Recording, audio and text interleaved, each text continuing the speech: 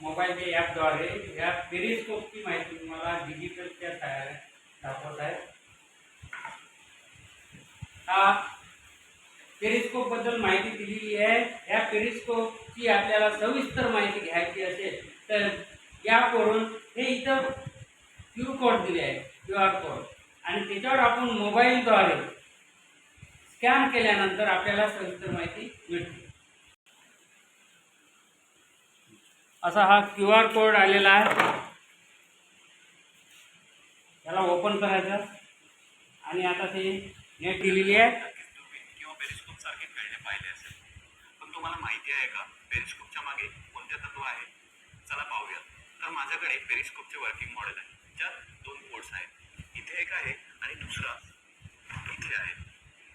याला view port असे म्हणतात आणि या लेवलवरून पाहिल्यास पाहणाऱ्याला या लेवलवरची विजन मिळते.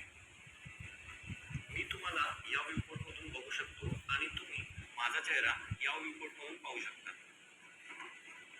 यात 2 आरसे असतात. वरच्या पोर्टवर पडणारा प्रकाश आत शिरून पहिल्या आरशावरून परिवर्तित होतो आणि हा आरसा 45 अंशाच्या कोनात बसवलेला असतो.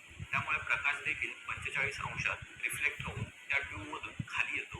तिथे दुसरा आरसा देखील 45 अंशाच्या कोनात बसवलेला असल्यामुळे प्रकाश देखील 45 अंशात रिफ्लेक्ट होऊन खालच्या व्ह्यूपोर्टमधून बाहेर येतो. अशा प्रकारे पाण्याच्या खाली असलेल्या पाणबुडीमधून लोक पाण्याच्या पातळीच्या वरील दृश्य बघू शकतात. तर आशा आहे की तुम्हाला या प्रकारे आपण डिजिटलद्वारे नेटवरून कुठल्याही मॉडेलची माहिती नाविन्यपूर्ण विज्ञान केंद्रामध्ये किंवा आपल्याला पुरवलेल्या जे प्रयोगाची साहित्य आहे, या प्रत्येक साहित्याची मॉडेलचा QR कोड दिला आहे. त्या QR कोड आपण स्कॅन केलं तर प्रत्येक मॉडेलची आपल्याला माहिती इथे प्रत्यक्षात होते. धन्यवाद.